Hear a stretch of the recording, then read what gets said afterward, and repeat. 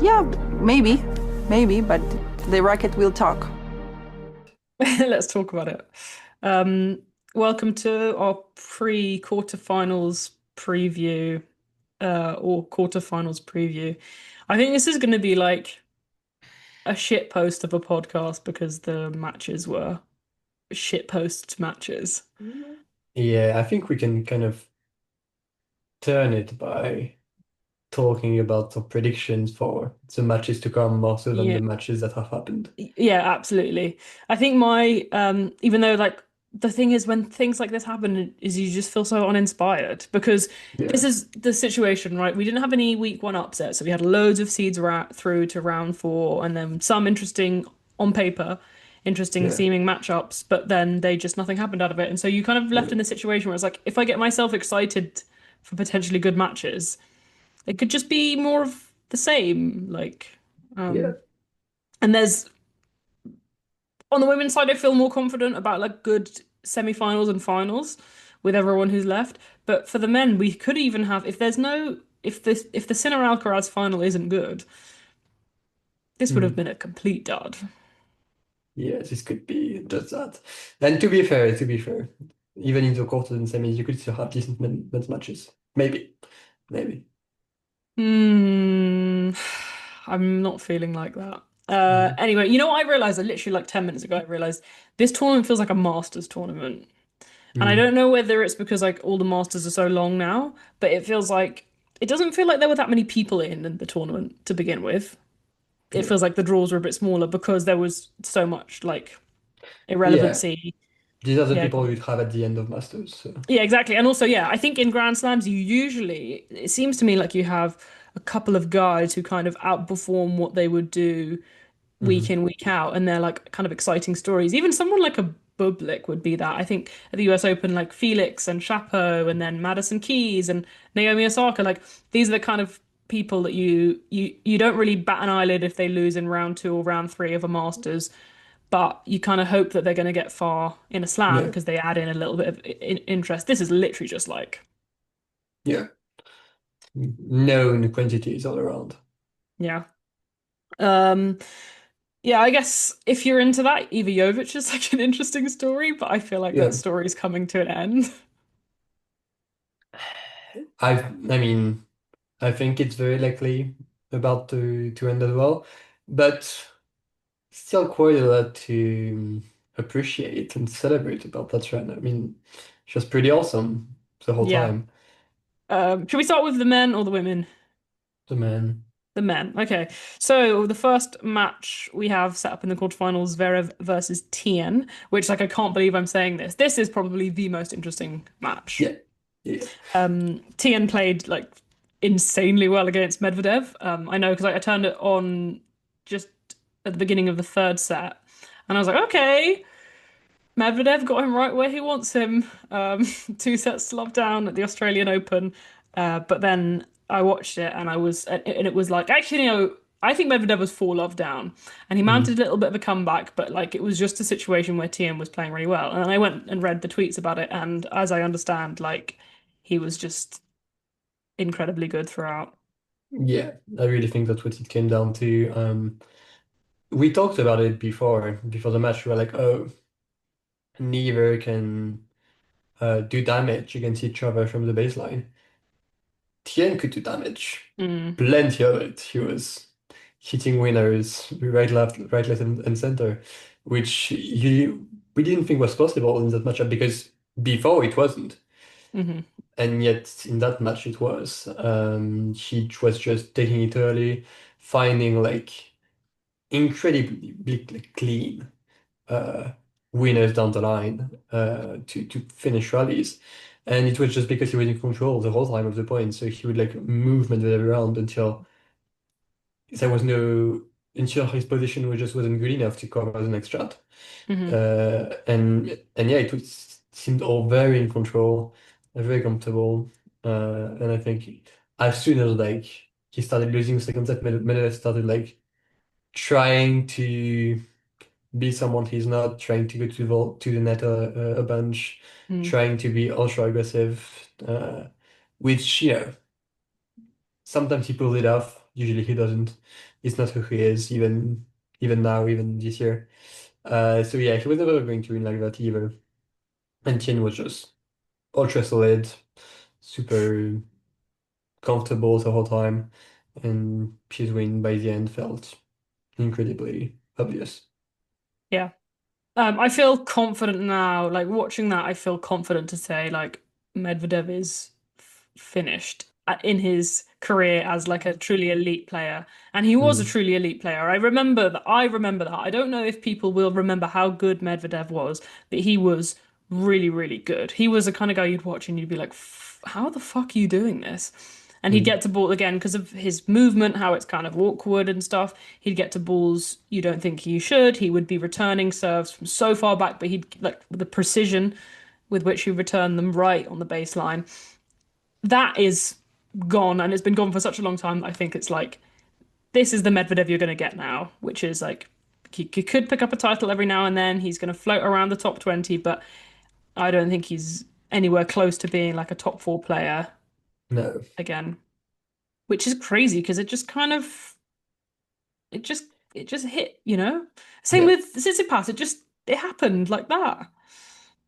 I yeah, don't know. It's yeah. it's It is kind of wild, but I guess it's also not crazy for that to happen to a tennis player. Like when you're late 20s, younger people are better than you. Yeah, but he Yeah. when he started the downfall, he was like 27 or something like that. It wasn't like a you're Mm, nearly 30 type thing. That should be your peak. And for lots of sports, that is your peak. I think tennis just is skews early in that yeah, respect. yeah, But probably. it's just amazing how like small the margins are that he can be kind of like this much Yeah, worse, and the difference in his results and the output is just insane. It's like he was making hardcourt slam finals with his eyes closed versus, you know, maybe you can win a couple titles in a season. yeah, yeah. Yeah. And it is wild that you just have young players who aren't even like the best in the world who like do what he does, but Mm. better. Yeah, yeah. I think that's brutal. That's another thing about tennis is that every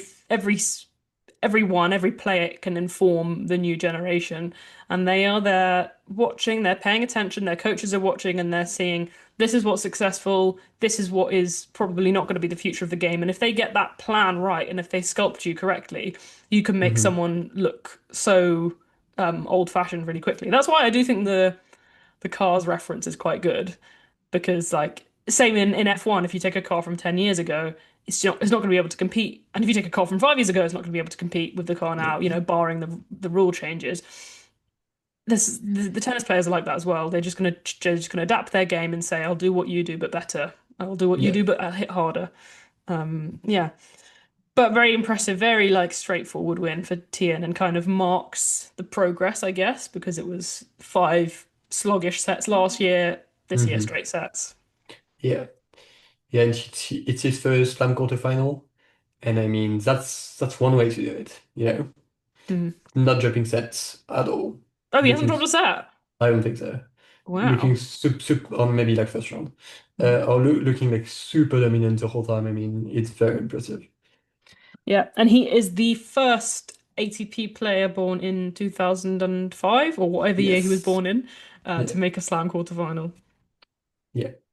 Yeah. Yeah. Well done. Well deserved.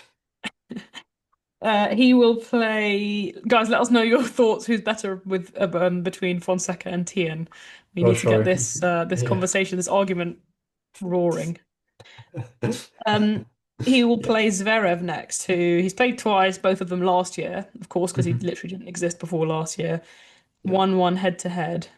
Um, what are your thoughts there? Yeah. I mean, the issue now is that Zverev is playing well too, which, you don't want that to be the case, but it is the case. Yeah, he dismissed Sundolo, who supposedly is a difficult matchup for him. I actually think it's pretty limited to clay courts. Mm. You shouldn't expect that on anywhere else. And that's really where, Miami?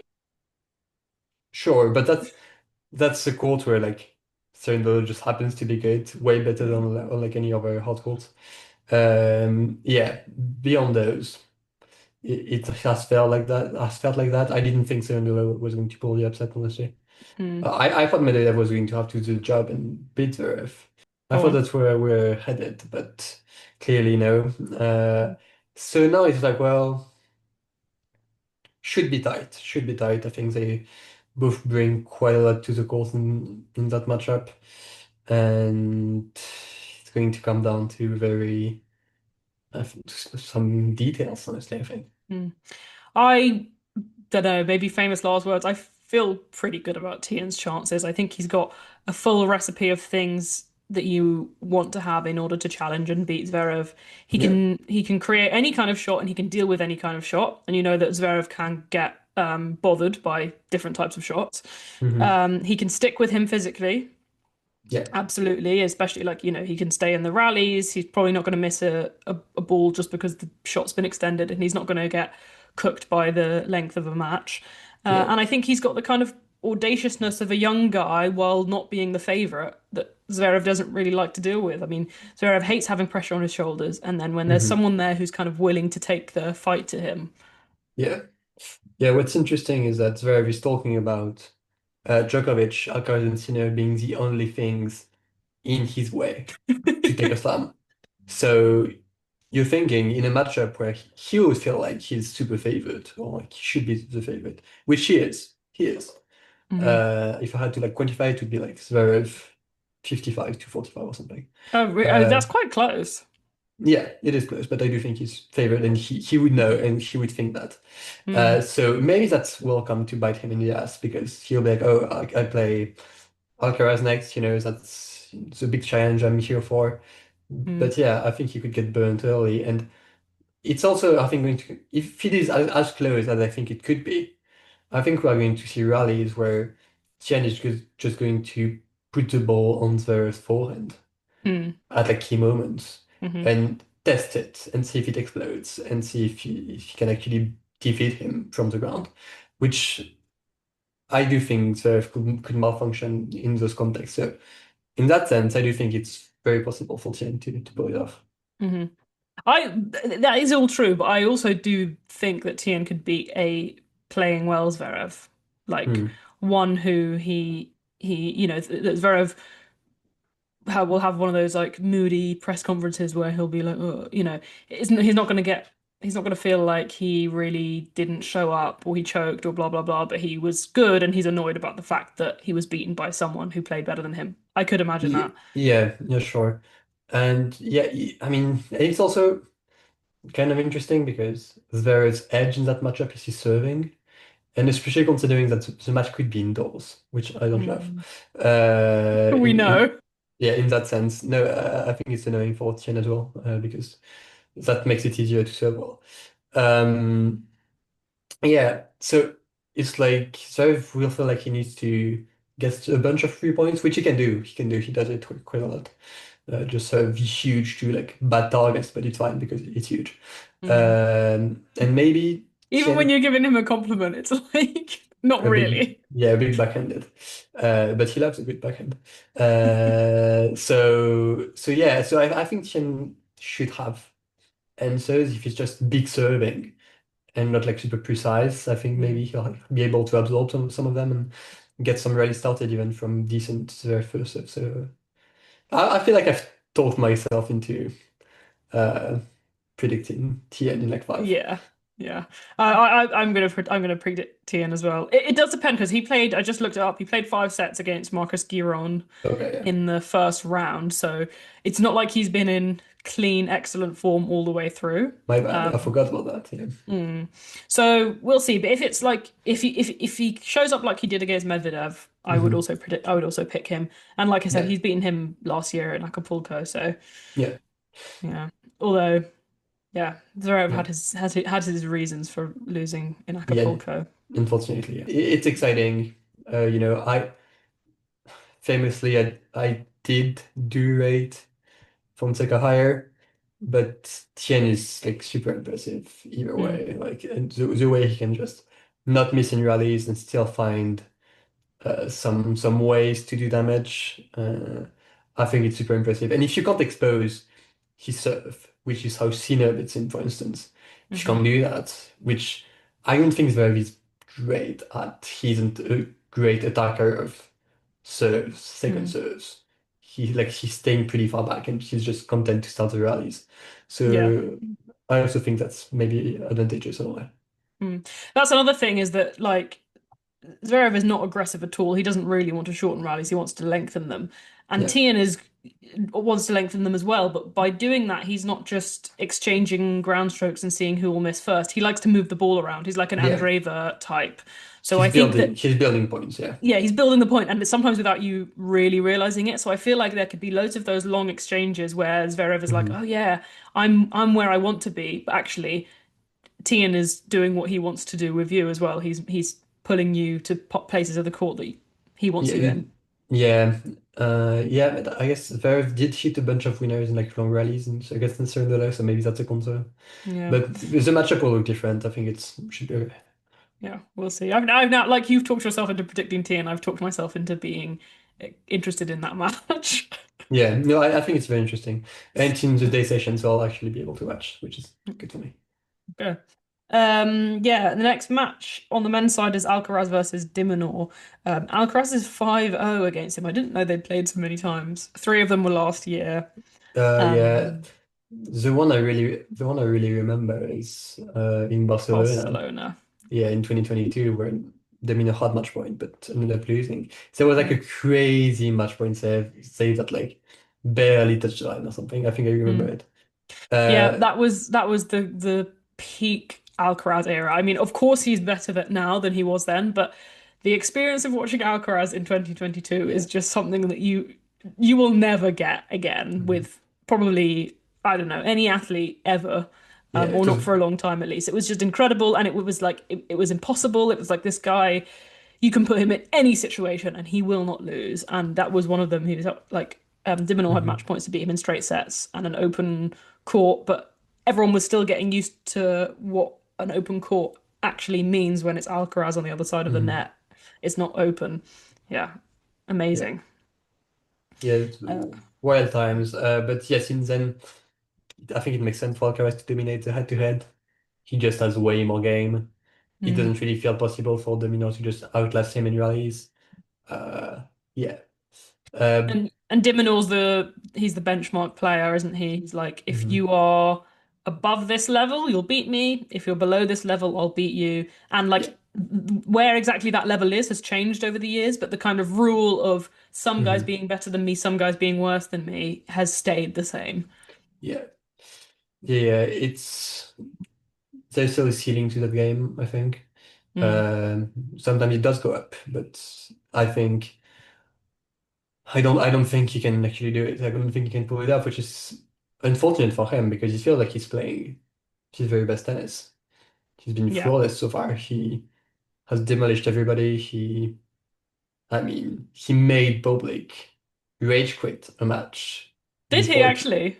yeah, before it was over. Yeah, it Bublik ended up looking pretty useless, pretty Mm, uncreative, pretty bratty, which bratty. makes sense. Yeah. But unfortunately, I still don't think it's enough for Alcaraz, who is actually playing really well. Tommy Paul showed up for real in that fourth round, and it still wasn't enough to even take a set in which Paul had the lead the whole time. Mm. Yeah, Tommy Paul loves playing Alcaraz. I get the sense, and I think Alcaraz loves playing Tommy Paul as well. They're both like, we're Mhm. gonna have fun here, but I think increasingly like the gap has gotten bigger and bigger, and the matches have Yeah, gotten more and more kind of predetermined. yeah. I agree about Dimonor. I mean, I watched him against Tiafoe, and at least, especially the first two sets, like he was incredible. I was like, when did you start hitting kind of hard? Like, this isn't Mhm. just, oh yeah, I'll run every ball down and I can get everything in play. And Yeah. like the ground strokes are looking nice. The serve is pretty good. I think he is, every year he's improving his game, but it, He has put on some mass over the past few years. That's true. yeah, I know, I notice. Um, Yeah, but I think again, the thing is, because of Dimonor's game style, it's kind of a fun match anyway. Like Hmm. the only time I can remember him playing genuinely badly recently is the Felix match in the US Open, but it was Yeah. still really fun. I think Mhm. this match will be a fun watch, even if it's comfortable win for Alcaraz. Yeah, yeah, for sure. And the crowd will be into it, of course. They will be praying that the winner can pull it off. Mm, And it won't be enough, but it should be pretty fun. yeah. Next up on the men's quarterfinals is Shelton versus Sinner. 1-8 head to head, or 8-1. Sinner Hmm. leads. That one match that Shelton won, do you remember what it was? In Shanghai in 23. Is it Yeah, Shanghai. Yeah. Yeah, The last match before Sinner became Sinner. yeah, The match that made him get a Kloster Bowl subscription. sure. It's a rematch of last year's semi-final, and I think they played. Oh no, Ben Shelton, I didn't realize this. He hasn't won a single set in the last 8 matches that he's played against Sinner. It's become pretty brutal. Unfortunately, they play at Wimbledon as well. I think they play a lot. They play a lot of slams because Shelton is genuinely very good at reaching those latter stages where he can meet people like Sinner. Yeah, last And year I think it was Sinner Alcaraz at the Slams. no, it No? was Sinner Alcaraz, Sinner Manarino, but he was injured. The big three. Okay, Yeah. fair enough. But yeah, all that to say, he did lose to them a bunch in Slam last year because he just kept beating everybody else in his path. Hmm. Um, and seems like Shelton is actually playing better than ever before. Yeah, but I will say, having gone on the last episode and said he was impressive, I was not particularly impressed by anyone in the match today with him Um, against Casper Ruud. I thought Casper Ruud, he looked like like you said, that he was going to tank and head home to have a baby. He was mhm. disinterested. It was like towards the end of sets, he just lose his serve. It was wild actually. Every single set after the first set, he would just lose his serve from like good position, from like Mm. 40-15. And Shelton would like manage some decent returns, some decent scrambling from the baseline, some good points in attack sometimes. And Ruud couldn't get out of those games alive. It was a bit surprising. I guess he was lacking some fight, some heat, some drive, Yeah, yeah, some moxie. yeah, because Uh, his mind was elsewhere. Maybe, yeah. And Sheldon, I think, was fine. I think he was serving decently well. Yeah, the serve is His huge. Yeah, his forehand was like pretty convincing Mm. most of the time. I think he really did a number on someone, not on Ruud, on the opponent Shelton did before. Um, an Italian. Oh, that narrows it down. Wait, No, so it's Arnoldi? No. no, no, he's been long gone. It was Varsho. Okay, Uh, not he an beat Italian. Varsho. Yeah, and Varsho was like when he's hitting ground stroke like this, he's the third best player in the world. Which, to be fair, is a very open slot, but Yes, because eh, Vasharov beat Djokovic once in that mhm, Masters tournament. He's like, this guy's not fucking good. so true. And to be fair, I've mentioned Shelton as a potential option for Mm. that coveted clearly spot. So yeah, and I he have seems to. my I have my opinions on who that is, but Mhm. Where is it? Lorenzo Mazzetti. Okay. Well, I mean, we're about to talk about him too. Yeah. Yeah, but yeah, I think Shelton is playing very impressive tennis. I can see him snatching a set. Some of the sets he has lost against Sinner have been pretty close. There have been tie breaks. There have been sets when Shelton gets a break first and then gets broken back for seemingly no reason. So yeah, I think it could be four. I think he could make it a tight match, but ultimately, I do think Sinner is still favored on his perhaps favorite course in the world, maybe. Not Mm. sure anymore. Yeah. The one thing I'll say about Ben Shelton when compared to, in particular, Sinner, again, there's Hmm. three things. He has incredible energy, like the Yeah, competitivity, it's always going to be there. Um, his serve is like just outrageous, complete just insane. hmm, The thing I think is could do him well in some matches against someone like Sinner is how good he is at net and how he yeah, can be a different kind of player and provide a different kind of look. And if he were to really embrace that I know the pundits were saying after the match today that like he was crazy successful when he winning his net points, like outrageous Mhm. percentage, but he wasn't coming to the net that often for someone Yeah. who has that much success there. I think if he were to embrace that and say, look, I'm not going to beat Sinner from the baseline, let me try another tactic, I feel like he could. I'm not saying in a slam, and I'm not saying, particularly not saying at the Australian Open, but I could imagine like him, if he made those adjustments, troubling Sinner, let's say, Hmm. even at Wimbledon, but on Yeah. other tournaments as well. And I think with his serving, it's like he can hit a lot of different serves, which is good. Generally, that's a good trait to have. Yeah. But I think against Sinner, he should really, really simplify it and be like, I have to hit huge serves into the corners. That's the only way I can actually remove him from the points and can remove his great ability to return serves Mm. and make the points mine pretty easily. Because he's not really doing that. He's like, okay, I'll hit a big kick serve as a first serve. Sinner doesn't care. He'll make it back, and you Mm. have to play rally, and then it's a mess and it's complicated. So I Mm. think he should maybe adjust in that way as well. Yeah. Yeah. And the winner of that match will play the winner of Lorenzo Musetti against Djokovic. Djokovic, who feels like he's there without doing anything like at Yeah, all. yeah, had, three straightforward matches and he won in straights, which is, a good effort for him. It's something he was looking to do to save energy, and he was able to save some more energy by not playing Jakub Menchik Mm. in the fourth round. So yeah, so now he comes in as fresh as he'll ever be in the quarters of the slam in big 2026. So you'd think he's in a great position. And I mean, that's as good a position as he's had in a while. Um, but yeah, first he needs to get through Musetti, which would be interesting. Yeah, he's 9-1 against Lorenzo Musetti. I'm sure everyone remembers like basically all of those matches. They have almost all been Yeah, eventful. There was the retirement loss at 5-love down in the fifth set where he got his nickname Two Setti. he's a There father was of Musetti. there was that, yeah, yes.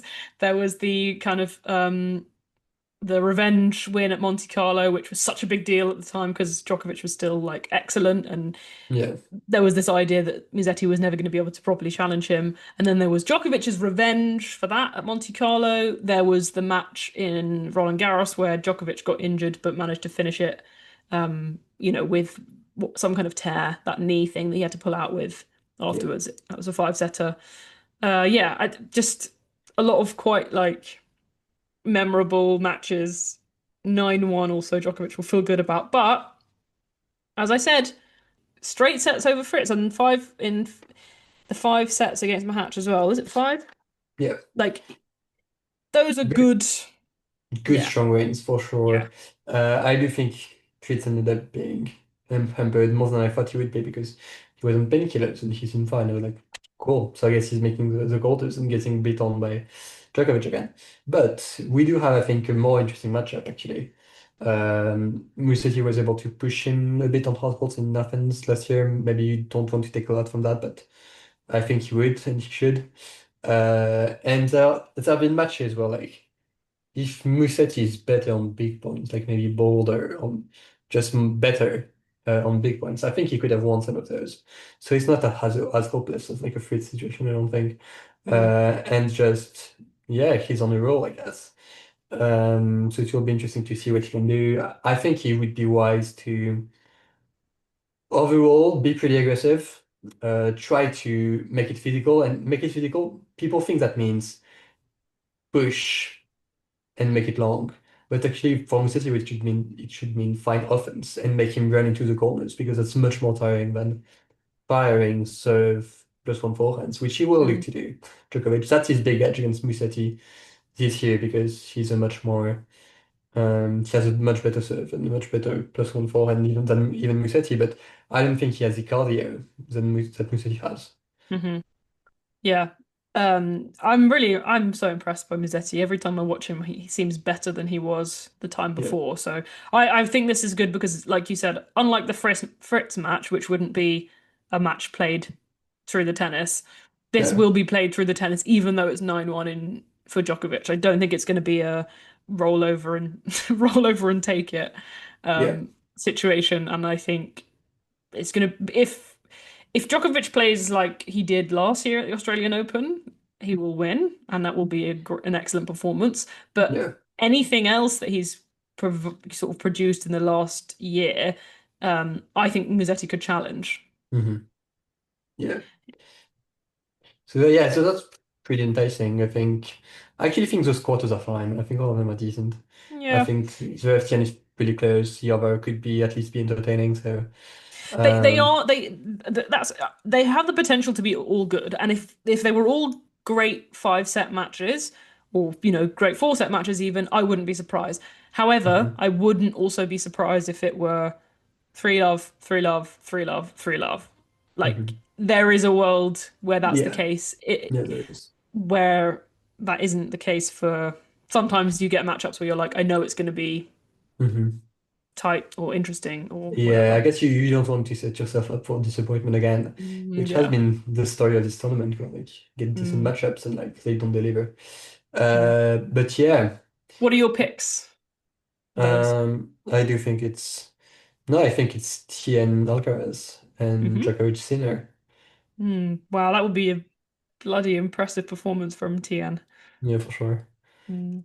I'll go Tien Alcaraz Sinner Musetti. Hmm. Hashtag next gen. Italia. Yeah, hashtag Gen Italia. Yeah. Yeah, I mean that would be pretty crazy for Musetti to make a hard court semi. Yeah, that's true. But that's my point. When I'm watching him now, it doesn't feel as much like Yeah, Musetti on hard courts. It's like, oh, Musetti. yeah. Oh, we're on hard courts. But like, I know. Yeah. yeah, Yeah, no, I don't know I what can it is that think he's improved. But I can't. I probably don't have enough ability to kind of watch that and be like, this is what's changed in his game. it's He probably just feels a like he isn't getting rushed, to be honest. I think mhm. like his backhand, he used to actually both backhand and forehand, he used to stand quite far back on clay and take his time to hit them, and Yeah, quite a pretty long preparation for both of those. But he doesn't feel it doesn't look like that now when he's playing on hard court. So I wouldn't be surprised if he's somehow shortened and quickened those so he isn't getting rushed. yeah.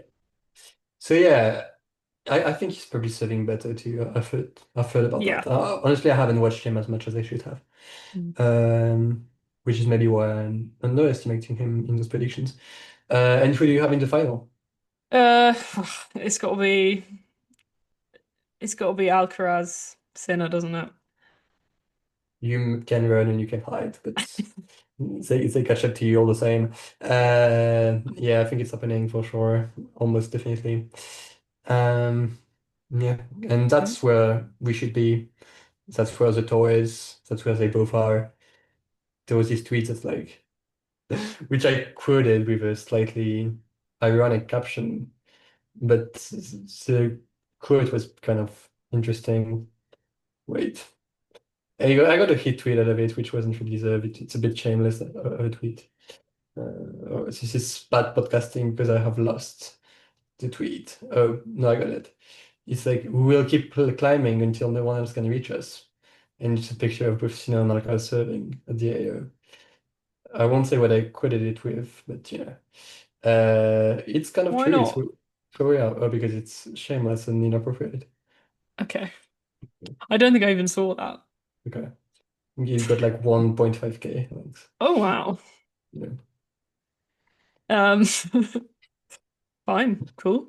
Great podcasting for sure. But yeah, I think that's I where can we are. put the screenshot of the tweet. For those of you watching on YouTube, you'll get the delight of that. Okay. As long as you don't show my quote tweet. I feel like I Um, definitely am gonna have to. so, well, if you do, it is what it is. I stand by it. But you know what? Heated rivalry is out. I can tweet whatever I want. Yeah, Um, gay power. mhm, sure. Um, I think it makes sense. Who do you have winning? Um, I don't know. I don't know. I just don't know. I Um, I, I think I will always in my Alcaraz? heart I'll always think Alcaraz because Mm-hmm. there's something there, Mm-hmm. and as I'm picking Alcaraz. Yeah. Yeah, I think he's playing better too, and like this is the type of opportunity he really should get up for. He's like, I could lose RG. I don't really mind if I win this because it's a career slam. It means a lot to me. Mm. So yeah, I can see him rising to that occasion and taking it for sure. Yeah, But that's my problem that is that if they're both in good nick and if they're both motivated and mhm, everything else like that, I will pick Alcaraz on almost any surface. yeah, I think that Sinner's what he his advantage is in all the other parts when they're not at their yeah, absolute top. yeah, Like in the Wimbledon final where I think Sinner had emotional hangover, but also Carlos had a bit of an emotional hangover and a bit of exhaustion from just kind of going full steam the whole summer. And for mhm, that, in those situations, it's like a pretty comfortable win for Sinner. But yeah, kind of all things being equal, I'm just convinced by Carlos. yeah, yeah. And I mean, that US Open performance probably still too close. Well, like But he was better from the beginning. It was already like fuck. Carlos is playing so well. I think he's against Paul. He was about just as good, pretty Okay, much. all right, So yeah, I mean, I think we need to get a bit lucky and Alcaraz to be a bit worse, but I am backing him because that's what I said at the start, which is a bit of a cop out, but yeah, that's what I'm doing. nice. On to the women. Unless there's anything else to say about the men. Nope. Guys, boys, just give us something. Okay, we had 14 straight sets matches out of 16 in the singles of round Yeah, four. So just give us something. yeah. Even if it's We, drama. Honestly, now I would go for drama. If it's just on the men's side, mhm. I'll be on that. I'll be on the discourse. Yeah. I can make some TikToks about Punch their behavior. punch each other, whatever. Do what you need Yeah. to do. Yeah. On the women, the first quarterfinal is number one seed and Mhm. three-time champion? Two-time champion. Two only.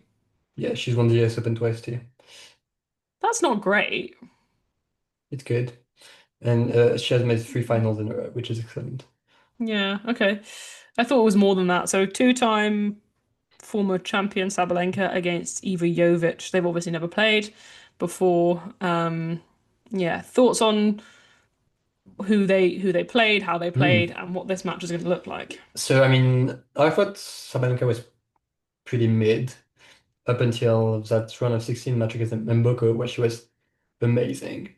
Amazing all the way until like 6-1, 4-1, Mm. or some bullshit. And then Mboko, I think, played pretty great to come back into the match. She saved match points in really spectacular ways. And Sabalenka kind of, lost her way a little maybe. But then they reached the tiebreaks, the infamous tiebreak. And Sabalenka was once again unplayable. And it really felt like a statement performance for like, okay, maybe I wasn't great the match before, but now I am here and I am playing amazing tennis. And that's what she did. And I do think most likely that's what we will get again, which makes her a pretty heavy favorite against her young opponent, Iva Jovic, who also has been, I mean, pretty flawless. I mean, she demolished Paolini, that was a big win, and then she went up against Putintseva, which you'd think is not the worst for under 16 draw for the first time, but also you'd think Putintseva, as crusty as she is, like she could find ways to make that difficult and awkward Mm. and pleasant. She had nothing to say in that match. Mm. She was taken apart worse than any other opponent, than anyone else in this entire tournament. Jovic was like is hitting winners at will. Putinseva's serve was like taken apart entirely. Hence the only one hole of serve. I'm not even sure. Maybe it was a break. It But was a yeah, six like love 6-1 the match, something like yeah, that. yeah, it was yeah. Fantastic performance from Jovic. Some people have said she reminds them of peak Iga Świątek, who would be a fearsome prospect even in this era. But yeah, she's playing fantastic. I don't think it will be enough against Sabalenka, but a signature run, which is well deserved given the level on display. Mm. I think it's like a good test for the youngsters, someone like Putin Saver. Hmm. I think because it's kind of like, right, here you have an option, a good opportunity to make a quarterfinal, like maybe slightly before your time. In Yeah. your way stands this absolute junk baller type very experienced player. She's gonna annoy you with all the stuff she brings, including the energy. How do you deal with it? And Jovic just went, yeah, easy. I can beat her. Yeah. I'm better than her. I'll keep playing my game. All this bullshit doesn't bother me. I think it's a like pretty impressive sort of statement and like a Hmm. nice thing to have under your belt already. Yeah, I agree pretty much about what the match is going to look like. I don't know when Sabalenka got so good at being good at the right time in matches. Like Yeah. that is, I genuinely believe I was thinking about this because I was thinking that if I were a tennis player, I would seek out a hypnotist who could teach me how to kind of be in control of these things that we don't feel like we can control. Because when Yeah. I watch like someone like Mukova, sometimes she is just absolutely sensational and the best player in the world for like 3 games, 4 games.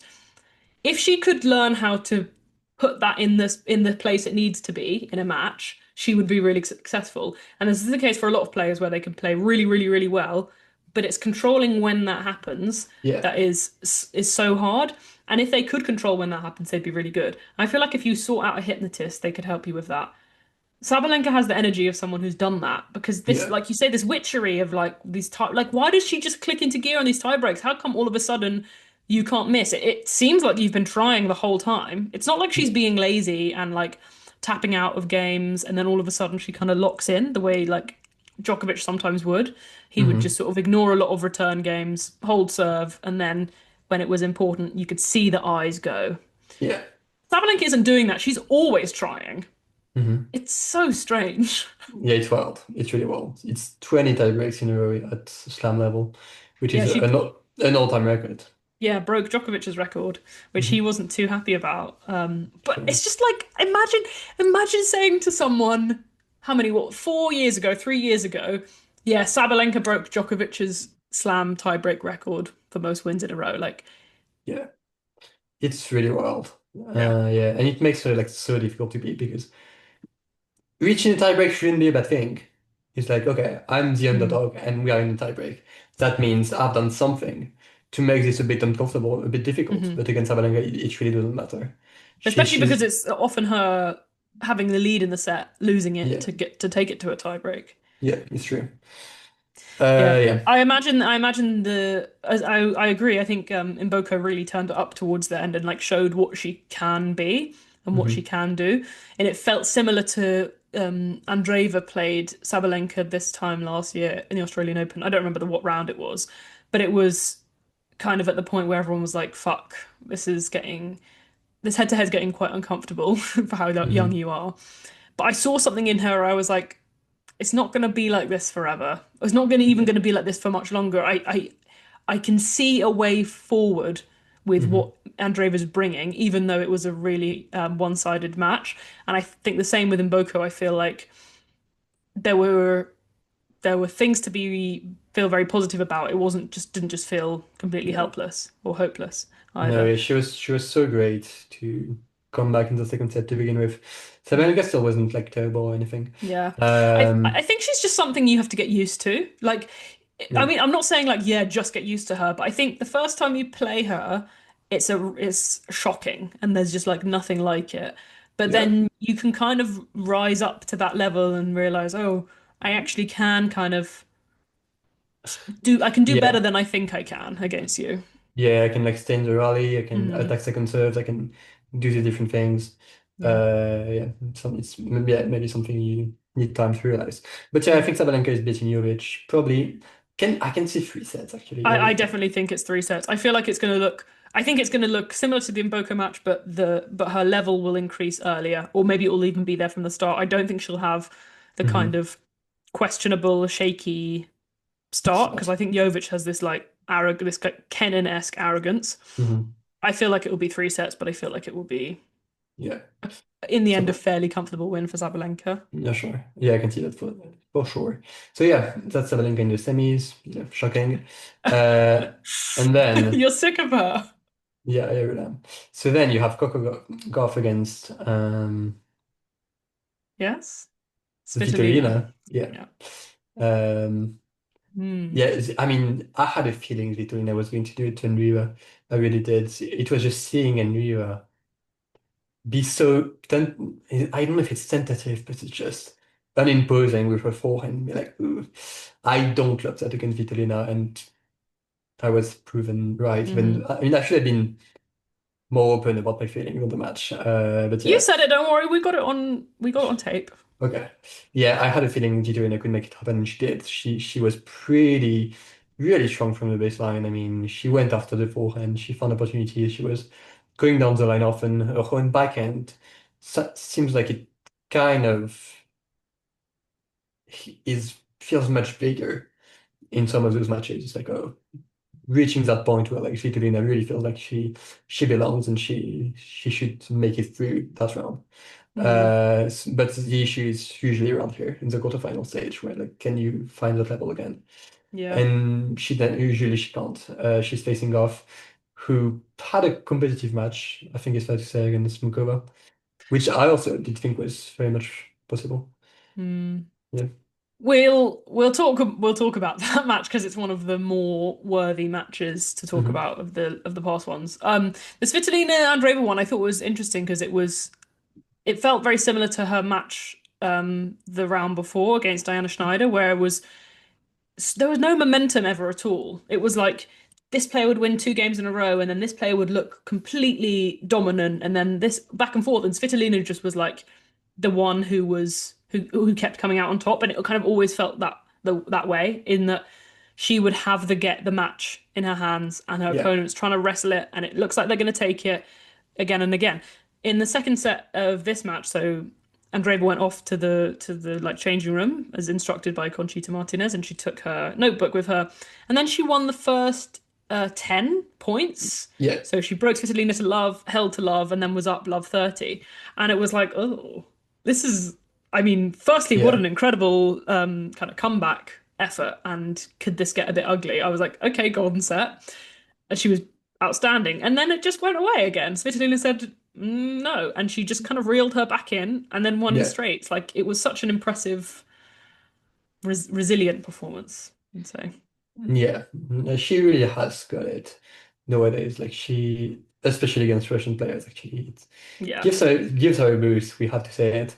Yeah, and you could Uh, tell because at the end she's like so fired up. You think of her as someone who's been to this stage so many times or around this stage of slam so many times.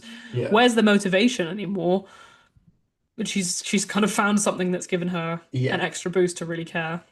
Yeah, for sure. Yeah. Yeah, and then Goff against Mukova. I mean, Goff started the way she usually starts against Mukova, where like she's super dominant, and Mukova is not really sure what to do.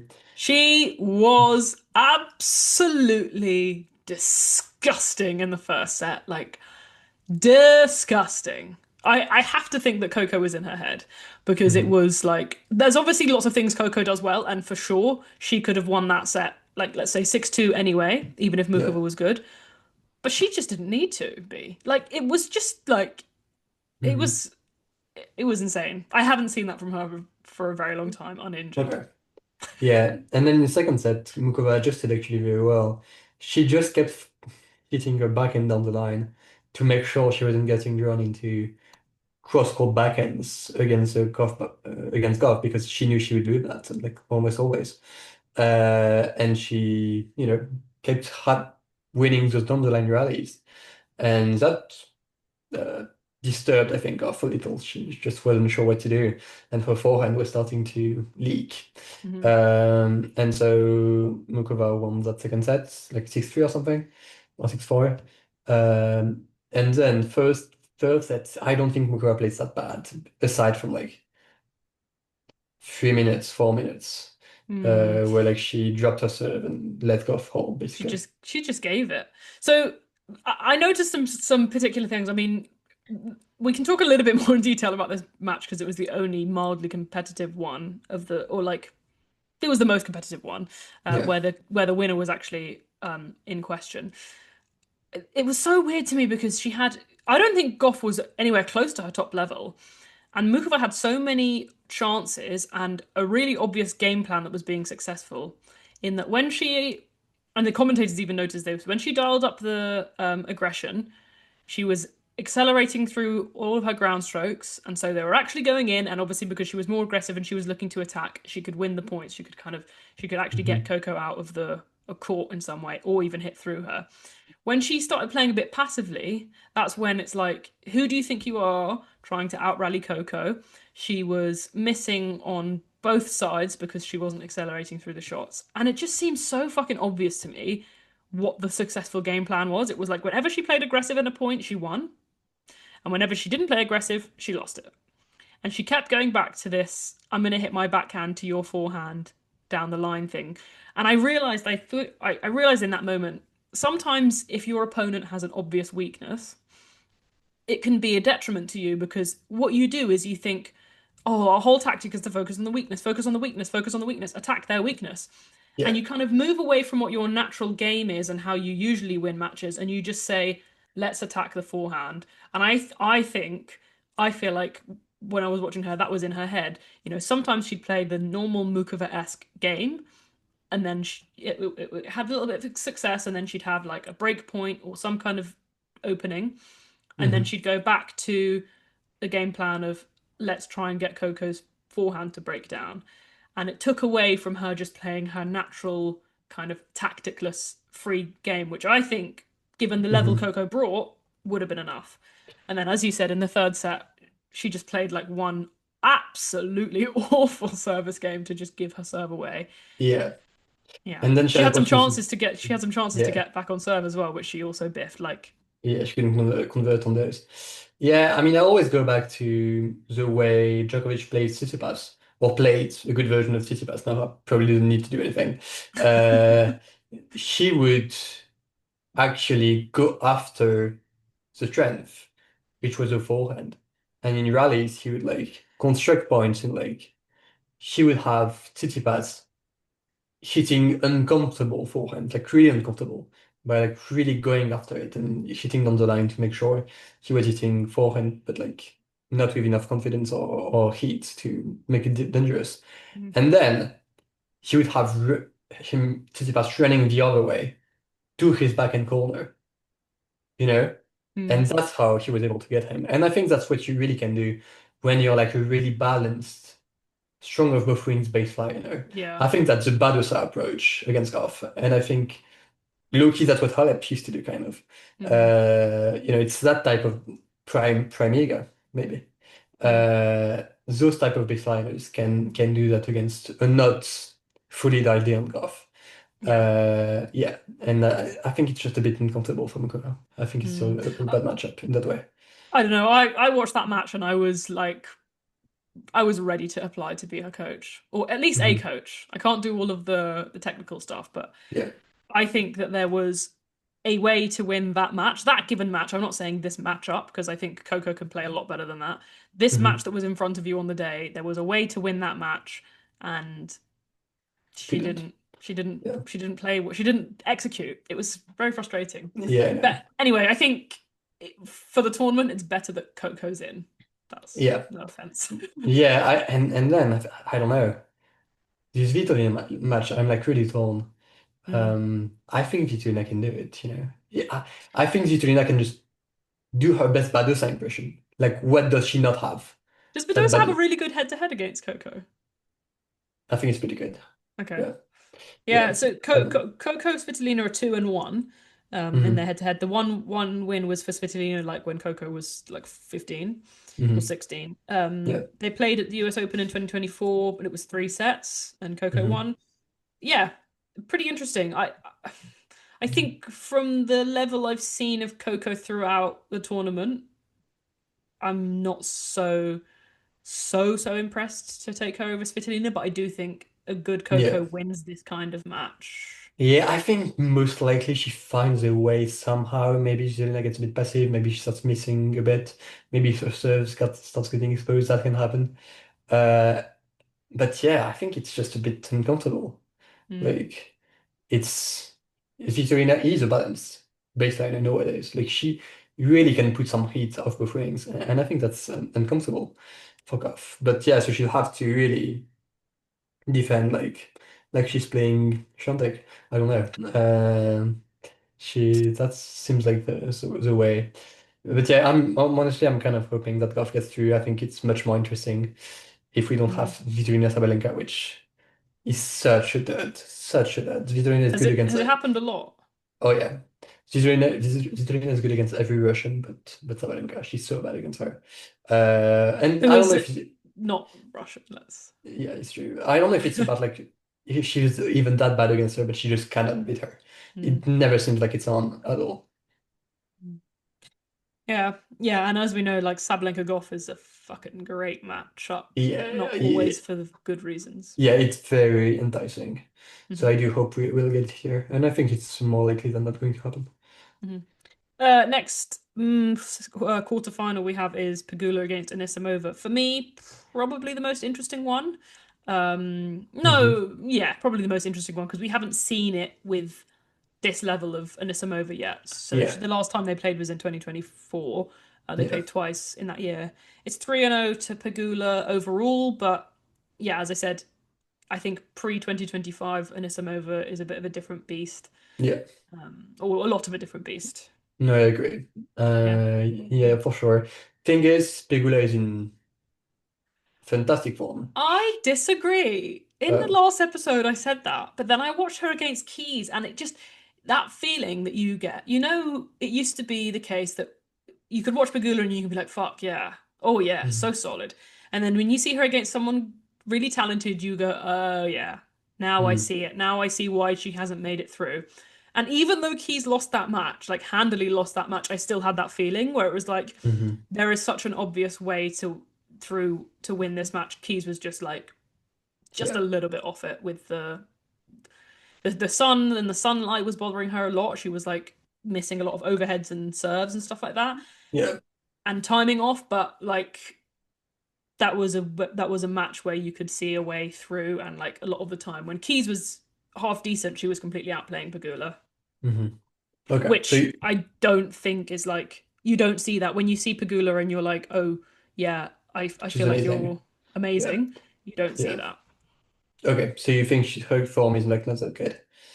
I think it's good, but Okay. I do still think that the ceiling is there Hmm. as you know those Yeah. top, let's say the top four players or like maybe eight players in the world can play well enough to kind Hmm. of be in those spots. Yeah. But Anissimo would be one of those eight players for sure.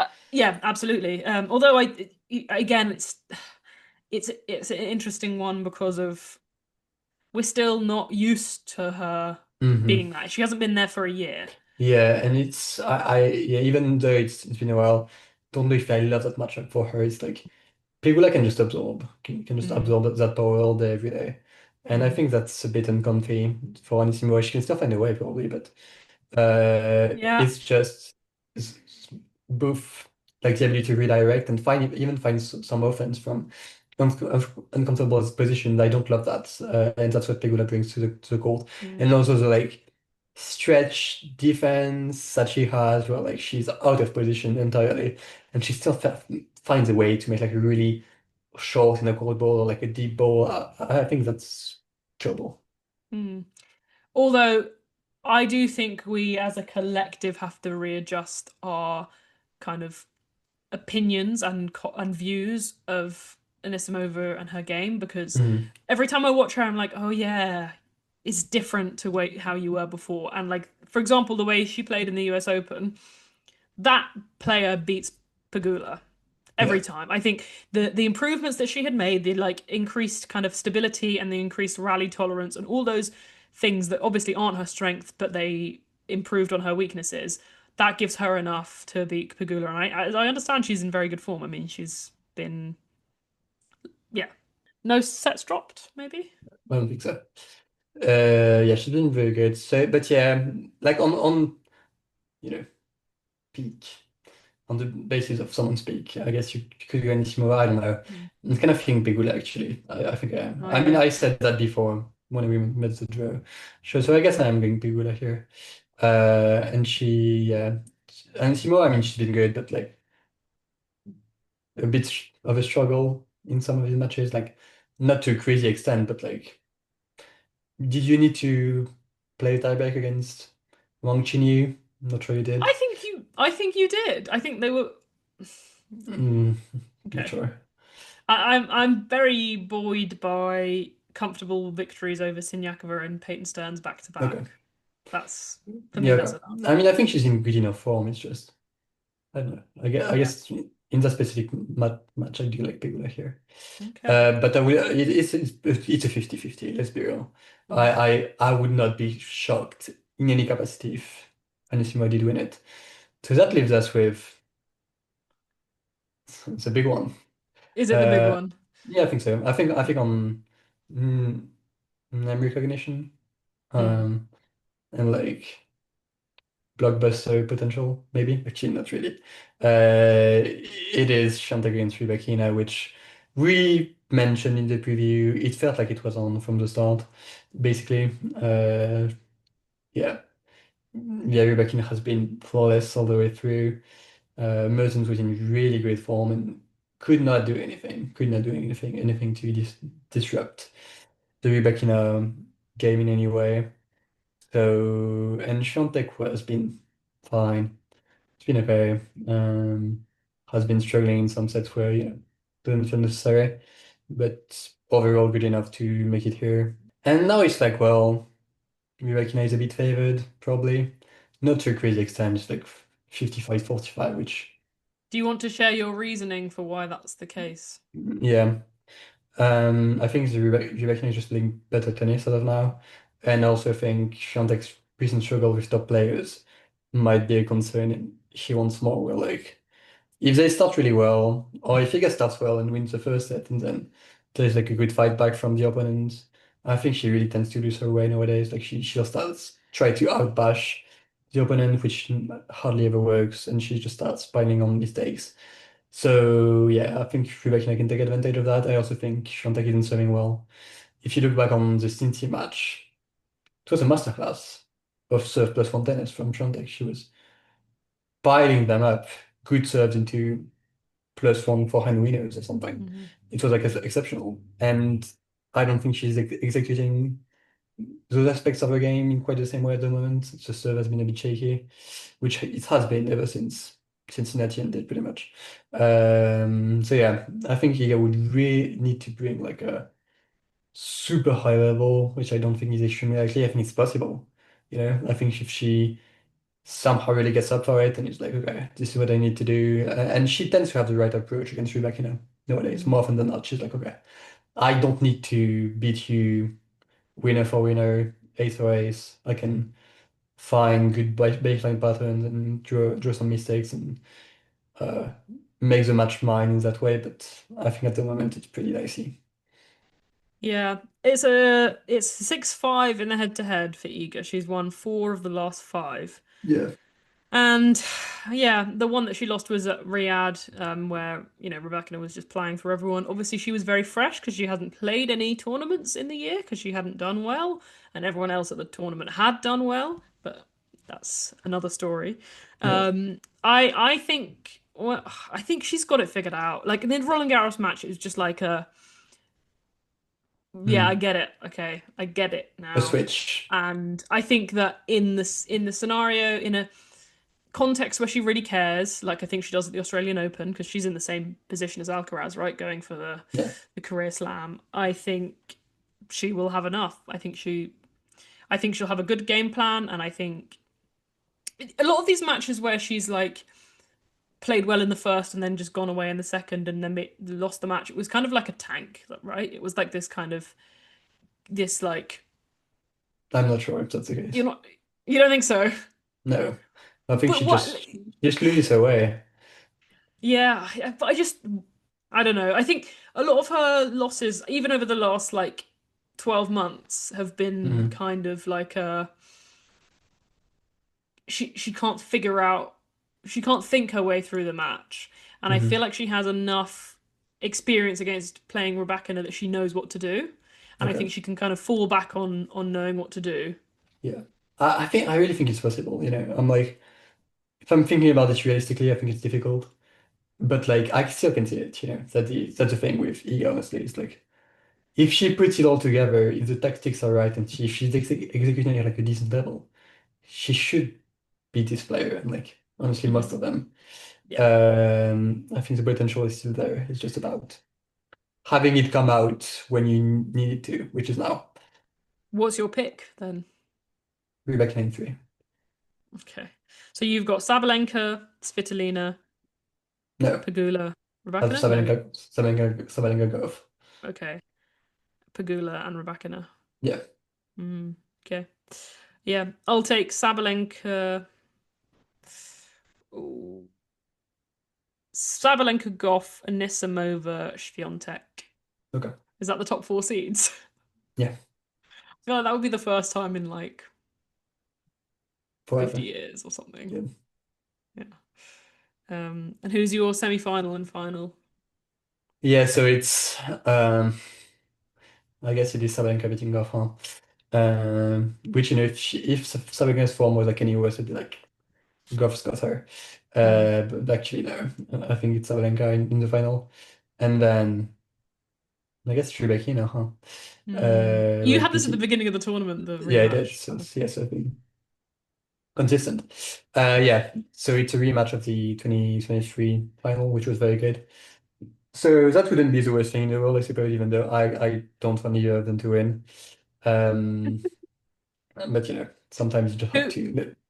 who would be your second favorite player to win from the draw? You don't want, we don't want to hear this. Pegula. Yeah. Oh, Why? I feel like it would be a great moment, honestly. Why more than Amanda? Both would be fine. Amanda is my third. But I feel stronger about Amanda getting there eventually than about Pegula. Pegula, I think like this might be her only chance. I have a speech prepared for when Pegula doesn't win this slam, Hmm. and I really want to be Take it able into the world. Yeah. to do it. So Okay. yeah, I'll be very upset if she does win. And Okay. very surprised, very, very, very, very, very, very, very surprised. Well, I'm Very sure. surprised. Yeah. Because I do like I think if she wins a slam, it's in a situation where a lot of seeds fall early. A lot of good Hmm. players aren't there Yeah. anymore. So who do you have winning? Um, Anisimova beating Sabalenka in the final. Yeah, I love that. I I think think it's I had that possible. before. Okay, that's good. Actually, you know what? I didn't. I ran out of pieces. I ran out of space on my paper, so I didn't even go further than Oh yeah, the yeah. semi-finals. I actually didn't say who I think was going to win. Yeah. Honestly, if she keeps it up, it's Rebecca. You think she's gonna win? Keeps what I up? Keeps what up? perform her level. If she plays as She well as lost to Mukova in Brisbane. Like if she plays as well as she did against Mertens, I think she's winning the title. Mertens is actually a cheeky player, and the reason I think she's so good is Hmm. because I think she makes opponents look really good. Okay. She's like the opposite of Coco. Hmm. So she'll play a level that I think, oh God, that's great tennis, and so many things going on there. Look at those pretty ground strokes, nice serves, Yeah. but the opponent will be better than her and will beat her every time. And that makes you think not only is the opponent really good and in good form, it also makes you think Mertens is good and in good Okay. form. And it's convinced me as well. I actually think this is just something about her game. She makes people look good. Okay. Yeah, sure. Yeah, I can see it. So in that, but I think that Rebecca has been looking good all the way. That's the issue. Okay, all right. But yeah, so do have Rebecca winning, which it's like a semi upset. It's not really an upset. It's possible. It's not an upset Um, if you talk to the people who have picked her to win every single tournament for the sure. last 4 years. It would be a big moment for her for sure. But Hmm. she was only a few games away a few years ago. So yeah, Yeah. As was Mukova from winning Roland Garros. It doesn't yeah, mean much. that's true. So we're both in 2023 incidentally. Yeah. But I do think a lot of these matches could be good. It's just about, Yeah, can let's they hope so. light that fire? I hope they can. Hmm. Yeah. Right, well, now it's my turn to have to go to dinner. Do you have anything else No, didn't to you say say? you had a game there? I did have a game, yeah, which maybe we'll do after. Maybe we'll do in the final, after the Okay. final, because it would Yeah. be a bit more fun to play with multiple people. Okay. And I have to sort out it's quite a long thing for me to prepare, but I do have a Okay. game, Okay, great. Uh, so I look forward to it. yeah, please do. Thank you so much for listening. I know we've been pumping out episode after episode. But yeah, thank you for the people who keep engaging. Please leave comments. Please follow us on Twitter. Please let us know what you're thinking, what you'd like from us from the pod. Still really excited that anyone is listening to this at all. Yeah, thank you so much, and we'll talk to you again very soon.